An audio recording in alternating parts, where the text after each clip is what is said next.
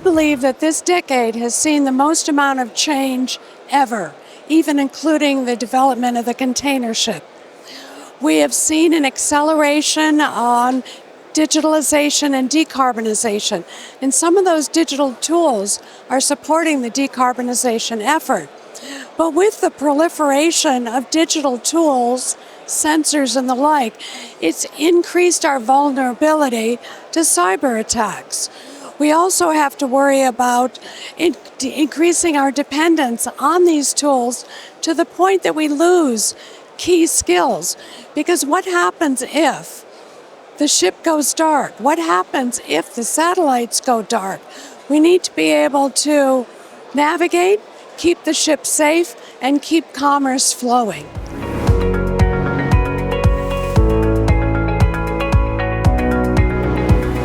Well, the first thing we have to recognize is that ships have changed, but some of the infrastructure has not. When the bridge was built, it was 1974. We didn't have 9,800 TEU ships then, much less the behemoths that we have today. So we need to look at our critical infrastructure, like our bridges and our waterways, to make sure that they recognize the threats or the opportunities that exist with these larger ships and make the arrangements to protect this infrastructure. On the shipping side, I would like to suggest that we need to consider a tug escort for when ships are coming in and out of confined waters. Now, currently in the U.S., we don't have the number of tugs that would be required, but I would suggest that if the government wants to require tug escort, then we need to have the government support the construction and the development of these additional tugs so that we can provide the safety that we need. Now, in the case of the Dali, it was going 9 knots. Would a tug escort have been able to change that? Possibly not, but it might have been able to mitigate it.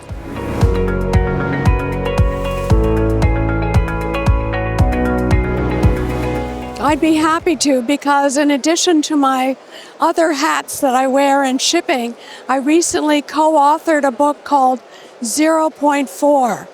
And that is the percentage of international shipping, global cargo ships, that are flying under the U.S. flag.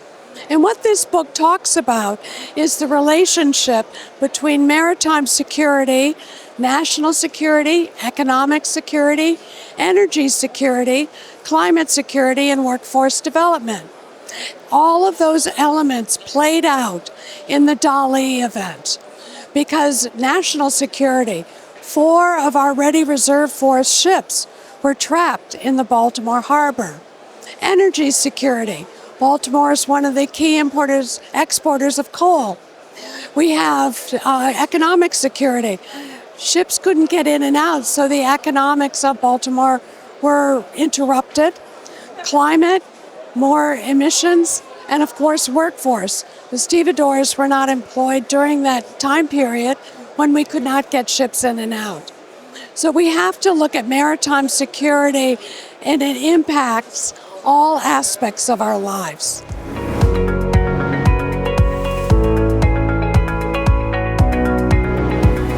Well, I believe global society needs to recognize its dependence on shipping. If there's no shipping, there's no shopping. And when we get that global recognition, there will be a greater understanding of the relationship of maritime security to their day-to-day lives, but also their national security. Just to give you an example, a year and a half ago, I attended a national maritime security event in New York City. At that event, retired 3-star Admiral James Fogo said that if the United States goes to war with China tomorrow, he needs 100 tankers to fuel the naval fleet. At the time, he had 1. Now he has 10. But that's not 100. So our national security depends on a strong maritime security.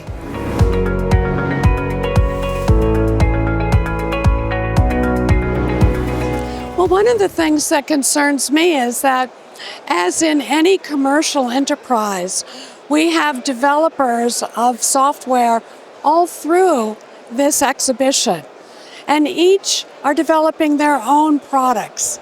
We need to be able to harmonize all of those products so that a mariner can go from ship to ship. So there needs to be a level of collaboration and harmonization in order to make these security devices, these digital products, effective throughout our industry.